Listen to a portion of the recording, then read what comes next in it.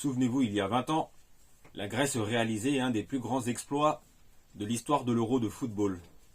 C'était en 2004. Bonjour à tous les amis, j'espère que vous allez tous très bien. Moi ça va très bien et très content de vous retrouver. Et aujourd'hui, comme vous l'avez deviné, on va revenir sur l'épopée historique de la Grèce en 2004, qu'ils ont remporté il y a 20 ans déjà. Et c'est l'occasion de revenir sur ce parcours qui est un des meilleurs moments de l'histoire de l'Euro et du football en général. Et juste avant de démarrer, n'hésitez pas à vous abonner, cliquez sur la petite cloche pour être informé de la sortie des prochaines vidéos, car ça aide beaucoup à faire grandir la chaîne. Et ça aide beaucoup pour le référencement. Et aussi, n'hésitez pas à me suivre sur mes réseaux sociaux, Facebook, Instagram, YouTube, X, Twitter. Et cette fois-ci, c'est parti, ça démarre. Et le parcours de la Grèce historique commence, comme vous le savez sans doute, lors du match d'ouverture face au Portugal, pays organisateur. C'était au stade du Dragon à Porto, en cette journée de juin 2004. Et alors qu'on voyait tous le Portugal assurer l'essentiel, et ben ça c'est vraiment mal connaître les Grecs qui vont faire sensation. Mais revenons-en déjà à l'effectif dans un premier temps, puisque l'effectif c'est quand même bien garni avec le gardien Nicopolidis qui ressemble beaucoup à Georges Clooney. Ensuite on a une défense qui va être infranchissable avec Seitaridis, Traianos Delas, Kapsis, le fils d'une des légendes du football grec, Kapsis, qui avait participé à l'Euro 80 avec la Grèce, et aussi Fissas, qui est connu pour son passage à Benfica, si j'ai bonne mémoire. Et là, on a cette future défense qui sera infranchissable, et dans la rotation, on peut penser à Nikos Dalizas, qui est notamment passé par Leicester. Et au milieu de terrain, bien sûr, on a les stars, avec Theodoros Zagorakis, le capitaine, Georgios Karagounis, Katsouranis, Bassinas, etc.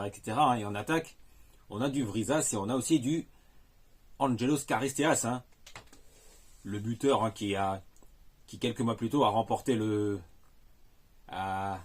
la Bundesliga avec le Werder Bremen, même s'il s'est contenté même s'il n'était pas vraiment titulaire, mais qui a quand même gagné pas mal en temps de jeu, Charisteas. Mais Angelos Charisteas, on en reparlera un petit peu plus tard dans cette vidéo. Et dans ce match d'ouverture, au stade du Dragon à Porto, on voyait tous le Portugal faire le nécessaire, tranquillement, mais comme je disais il y a quelques minutes, c'est mal connaître les Grecs, qui vont créer la surprise avec Georgios Karagounis qui va ouvrir le score, pour les Grecs, et qui à ce moment-là est joueur de l'Inter Milan. Et ensuite après on connaît la suite, les Grecs vont assurer l'essentiel avec un but de Bassinas, si j'ai bonne mémoire, et ensuite le Portugal réduira l'écart, mais rien n'y changera, et c'est la Grèce qui s'impose face au pays organisateur. Et après on connaît la suite, la Grèce va tenir en échec l'Espagne, alors que l'Espagne menait pourtant 1-0, assurer l'essentiel, mais c'est justement Charisteas qui va marquer le but de l'égalisation, si j'ai bonne mémoire, et j'ai revu. Et la Grèce tient en échec l'Espagne à la surprise générale de tous, Et tout se joue lors du dernier match avec la Grèce qui joue à ce moment-là sa qualification face aux Russes. Et les Grecs vont s'incliner. Et on se dit que ça va être compliqué, mais c'est à une grande différence de but générale, si j'ai bonne mémoire, que la Grèce va se qualifier pour les quarts de finale, à la surprise générale de tous. Et du coup, la Grèce va terminer deuxième derrière le Portugal, pays organisateur et grand favori à la victoire finale, et devant l'Espagne, s'il vous plaît, ce qui n'est pas rien. Et le prochain gros défi qui attend les Grecs, le prochain défi se nomme l'équipe de France. Et on parle à l'équipe de France, tenant de titre, vainqueur de l'Euro 2, vainqueur de la Coupe du Monde 98, vainqueur de l'Euro 2000, et du coup tenant champion d'Europe en titre à ce moment-là. Et là on se dit que la marche va être beaucoup trop haute pour les Grecs, vu l'énorme effectif de l'équipe de France en phase 2, avec Barthez, Thuram, Desailly, Lizarazu, Vieira, Pires, Zidane, Henry, Trezeguet, les champions du monde 98 qui sont toujours présents à ce moment-là. Et on peut aussi compter sur les joueurs qui ont intégré, et aussi à ce moment-là Jacques Santini peut compter compter sur les joueurs qui ont parfaitement intégré l'équipe. On pense à Michael Sylvestre, on pense à Louisa par exemple, hein, et aussi les expérimentés tels comme Sylvain Wiltord par exemple. Hein. Et alors qu'on pensait tous que la marche était beaucoup trop haute pour les Grecs, hein, et là aussi, hein, les Grecs ne vont pas lâcher l'affaire pour autant, hein, puisque les Français n'y arrivent pas à ce moment-là, dans ce quart de finale. Hein. Et ils sont durant tout le match mis en échec par la défense grecque, mais pas seulement, hein, mais aussi par Nicopolidis. Hein. Et c'est en seconde période que tout va basculer, hein, lorsque Theodoros Zagorakis, le capitaine emblématique de la Grèce, hein, va dribbler Lizarazu, hein, et qui va ensuite centrer sur Charisteas, hein, qui va marquer le but de la tête, hein, qui va éliminer les champions d'Europe en titre. Hein. Et ça, moi, je me rappelle très bien, hein, puisque j'avais suivi l'Euro 2004 quand j'étais jeune, j'avais 16 ans, hein, et cette équipe grecque m'avait vraiment marqué, hein, qui avait marqué beaucoup de fans de football comme moi. Hein. Et ça, cette élimination de l'équipe de France, hein, moi qui suis un grand supporter des Bleus depuis toujours, hein, enfin depuis 98, je l'avais longtemps j'avais du mal à digérer, je vous le cache pas, hein, comme à peu près tous les supporters français, hein, comme moi. Hein. Et ça, je m'en rappelle on s'en rappelle tous. Hein. Et à ce moment-là, et c'est notre équipe de France, hein, qui est là, se passe à la trappe en quart de finale. Hein. Et après, il y a un autre gros défi qui attend les Grecs en demi-finale. Hein. L'autre gros défi, hein, c'est la République tchèque, hein, qui est citée parmi les favoris à la victoire finale à ce moment-là. Hein. Car on parle de la grande République tchèque de 2004 avec des Petrsec, des Zdeněk Grigera, des René Wolf, Ushwaluzi, Jan Kulowski, des Poborski, Nedved, Rosicky, Barros, Koller, etc. etc. Hein. Et c'est bel et bien un autre gros défi qui attend les Grecs. Hein.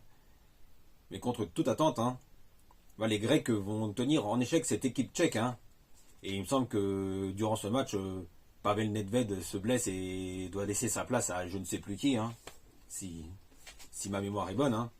Et tout va basculer lors de la prolongation avec le but en argent, hein, qui sera marqué avec le défenseur grec Traianos Delas, hein, qui va marquer le but en argent de la victoire. Hein. Et comment vous expliquez le but en argent?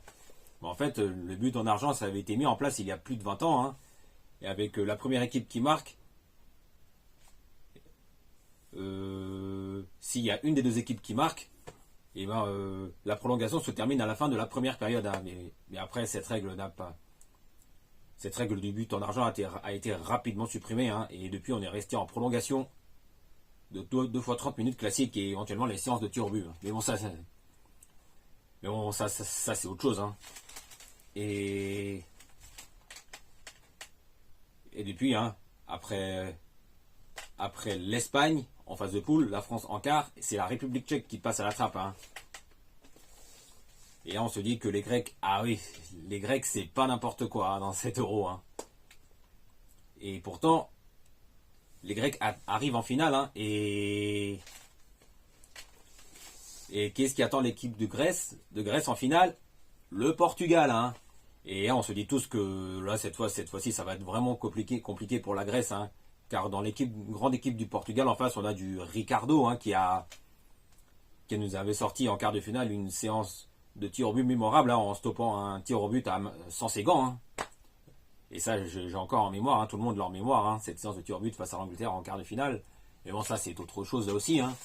Et en défense, on a du Paulo Ferreira, du Ricardo Carvalho, du Nuno Valente, en défense. Et au milieu de terrain, on a bien évidemment du Luis Figo, du Rui Costa, du Deco, du Simao, du Thiago. Et en attaque, on a du costaud aussi avec Pedro Miguel Paoletta, hein, qui a marqué les supporters parisiens comme moi. Hein. On a aussi du Cristiano Ronaldo qui a 18 ans à ce moment-là. Hein. Et aussi du Nuno Gomes qui à ce moment-là est toujours là aussi. Hein. Et on se dit, et quand on voit l'effectif de grande qualité du Portugal, on se dit que la marge va être beaucoup trop grande pour les Grecs. Hein. Mais là aussi, les Grecs ne vont pas lâcher l'affaire, hein, puisqu'ils vont mettre le bus durant tout le match. Hein. Et c'est pareil en seconde période, hein, comme face à la France en quart, hein, que tout va basculer avec Angelos Charisteas, hein, qui marquera le but de la victoire, hein, de la tête, hein, qui va offrir l'Euro 2004 à la Grèce, hein, et, la victoire et la Grèce qui remporte l'Euro 2004, ça fait il y a 20 ans déjà, hein, ça reste un des meilleurs moments de l'histoire de l'Euro, hein, de football et du football en général, hein. Et qu'en est-il de la Grèce depuis, hein? La Grèce a participé à l'Euro 2008 où elle n'avait pas passé le premier tour, et elle a aussi participé à l'Euro 2012 où c'était plus compliqué aussi. Et depuis, la Grèce a retrouvé la Coupe du Monde, hein, au Brésil en 2014, hein, c'était il y a 10 ans déjà, hein, et justement la Grèce est arrivée jusqu'en huitième de finale, hein, de la Coupe du Monde au Brésil en 2014, hein, en terminant deuxième derrière la Colombie de James Rodriguez et de Cuadrado, et devant la Côte d'Ivoire de Yaya Touré, hein. Ce qui n'est pas rien, hein. Et la Grèce, lors de la Coupe du Monde 2014 au Brésil, fait un parcours honorable, hein, et la Grèce fera un parcours honorable, hein, jusqu'en huitième de finale où elle tombera face à la grande surprise de Costa Rica de Keylor Navas. Et la Grèce aujourd'hui, oui, la Grèce aujourd'hui, où en est-elle? Même si même si la Grèce, comment dire ça, il y a eu des hauts et des bas depuis, hein. Même s'il y a eu ce retour au premier plan lors de la Coupe du Monde 2014 au Brésil, hein. La Grèce, je dirais, ouais, c'est vrai, il y a des hauts et des bas, hein, ouais, plus ou moins, hein. Avec la Grèce qui, 20 ans après le sacre historique lors de l'Euro 2004 au Portugal, n'a pas réussi 20 ans plus tard à se qualifier pour l'Euro 2024 en Allemagne, hein. Car la Grèce s'était fait sortir en barrage de l'Euro par la Géorgie, face à la Géorgie, hein, de Kvaratskhelia et de Mikotadze, etc., etc., hein. Et ça, c'est autre chose, hein. Et si vous voulez en savoir plus, si vous voulez si vous voulez vous rappeler des très bons souvenirs de cette grande époque de l'équipe de Grèce à l'Euro 2004 avec le sacre historique, je vous recommande la vidéo de Un Max de Foot qui a récemment sorti une vidéo, hein, sur la Grèce, hein, qui avait remporté l'Euro 2004 il y a 20 ans déjà, hein. Et je recommande cette vidéo où le youtubeur Un Max de Foot détaille très bien le parcours historique de la Grèce à l'Euro 2004 avec la victoire finale historique. Bon, voilà les amis, je crois que c'est tout pour aujourd'hui, hein, et n'hésitez pas à vous abonner, cliquez sur la petite cloche pour être informé de la sortie des prochaines vidéos, car ça aide beaucoup à faire grandir la chaîne et ça aide beaucoup pour le référencement, hein.